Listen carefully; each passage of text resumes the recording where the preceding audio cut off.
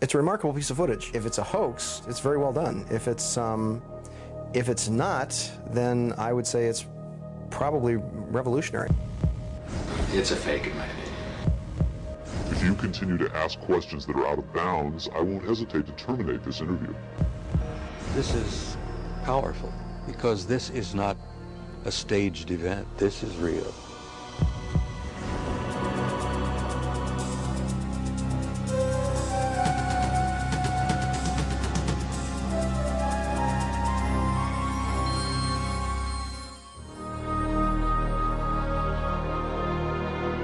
Interest in UFOs and Area 51 is at an all-time high. Last year, a highly rated TV special and best-selling home video purported to show an actual autopsy of an alien being from the famous Roswell, New Mexico crash of 1947. Many people and even some experts believed that autopsy footage was genuine.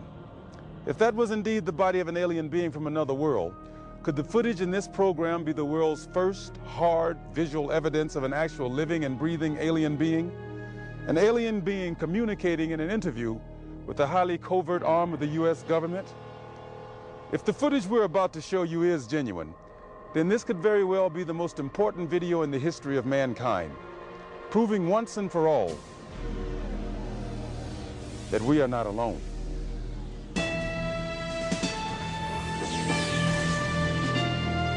Within Nevada's Nellis Air Force Range, protected by the tightest security in the world, is the Groom Lake Test Site, aka Dreamland, aka Area 51, an installation so secret the government cryptically acknowledges its existence only as an operating location. Until recently, the military flat out denied the presence of such a base.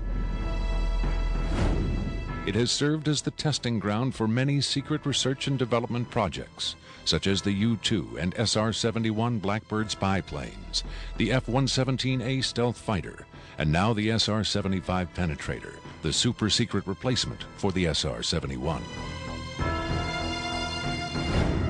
Every morning, a select group of specialists with high security clearances, some reportedly as high as 38 levels above top secret, arrive at McCarran Airport in Las Vegas to be flown to Area 51 aboard a Boeing 737.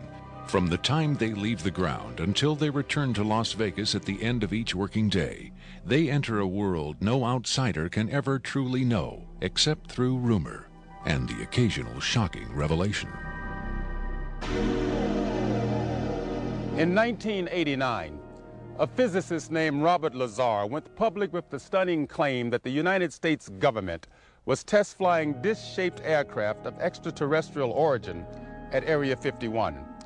Interviewed in silhouette by a Las Vegas TV reporter, Lazar, calling himself Dennis, claimed to be employed at a site on the outskirts of Area 51 known as S4, where he was part of a team attempting to back-engineer the saucers to discover the secret of their advanced propulsion system. It was a very sleek, thin-looking, flying saucer-shaped craft. There were 9 total.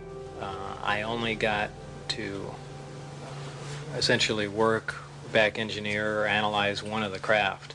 It's very plain. It's all one solid color, a grayish pewter color, the same color as the outside of the craft. There are no sharp corners anywhere. Every device in the craft, the seat, the amplifier housings, everything has a rounded corner on it, almost as if it was all fashioned out of wax and then slightly melted, so everything curved, even where the ceiling meets the floor on the end. Everything has a curve to it. Very, very plain, very wide open, very impractical use of space. And there are 3 levels. The lower level houses the amplifiers themselves that swing, the 3 of them. The center level is where you enter the craft, where the seats and the amplifiers are, and the top level is a small area, and I did not have access to that, so I don't know what's up there. Absolutely alien craft, there's no question about it. Well, first of all, the scope of the project was to back engineer it. If they were United States craft, we wouldn't be going backward trying to find out how they were built if we had built them. Second of all, the size of the equipment inside, the size of the seats, the materials that were in use, completely alien to us, pardon the pun, and the fuel, element 115, essentially non-existent.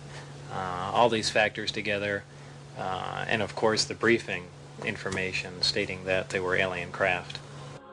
Along with Robert Lazar, rocket scientist David Adair is one of the few individuals who will go on record concerning his personal experiences with alien technology at Area 51. Was not of our origin. They shouldn't have let me see that. And then in the results of it, they locked me in a room. And the reason they locked me up in a room was because I wouldn't tell them any more about how the engine would function, and they started getting a little bit more perturbed about that.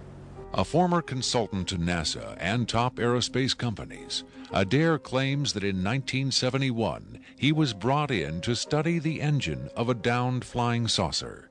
What I was looking at was a technological marvel of its time, and it was a magnificent thing to see sitting there, and the whole situation just started really getting me more angry than anything, because the fact that they could sit on such a hunk of technology and not tell us about it.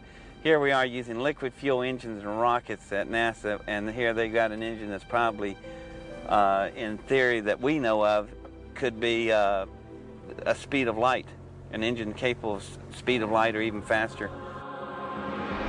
Ufologist and lecturer Sean David Morton has appeared on Sightings, Strange Universe, and Hard Copy. He offers his own perspective on Lazar's stunning claim and the super-secret Area 51. Area 51 is approximately 135 miles north of Las Vegas. It sits in a box that's at the western middle corner of the Nellis test site. It was originally called the Groom Lake Facility, and Area 51 actually gets its name from a bombing classification. There's Area 49, 50, 51, 52, et cetera, et cetera. So one of the things that Robert Lazar told us was that if we simply went out to a black mailbox at 6:30 p.m. on Wednesday nights, that we would actually see flying saucers, that these objects would test, and that this was the military testing time between 6:30 and 9:30, and then early in the morning between about 3 a.m. and about 6 a.m. Vigorous efforts have been made by employees of the government and others to debunk Lazar's claims and discredit him personally. Nevertheless, Area 51 has become the center of a raging controversy, whether in fact certain clandestine agencies of the U.S. government are in secret contact with alien beings. Project Sigma was supposedly a deal between the United States government and various extraterrestrials that after the Roswell crash of 1947, that an organization called Majestic 12 was formed, and then in 1953, President Eisenhower was then brought in on this. Well, there was a negotiation going back and forth between the United States military, the government, and the extraterrestrials. Apparently, we had a number of things that the extraterrestrials wanted. Number one, the military needed hardware. We wanted technology, we wanted weapons technology, propulsion technology, metallurgy technology, and in exchange for this, the ETs were willing to trade us their hardware for our software, and software namely being us. What they primarily wanted was genetic material, and in exchange for that, they were willing to give us certain technological advances, like a number of flying saucers. It is out of Area 51 that the tape we are about to show you was supposedly smuggled. On Friday, July 26, 1996, the offices of Rocket Pictures, a producer-distributor of motion pictures and television programs, received a phone call. A male voice, identifying himself only as Victor, claimed to be in possession of a videotaped interview with an extraterrestrial being. Tom Coleman, president of Rocket Pictures, was intrigued enough to take the call. I, of course, thought this was some hoax. In fact, I thought it might have even been my brother at one point. But as we spoke, this was someone who seemed to be very serious. We went back and forth on this, and I basically decided that, you know, this is a little bit too weird for me. Thank you.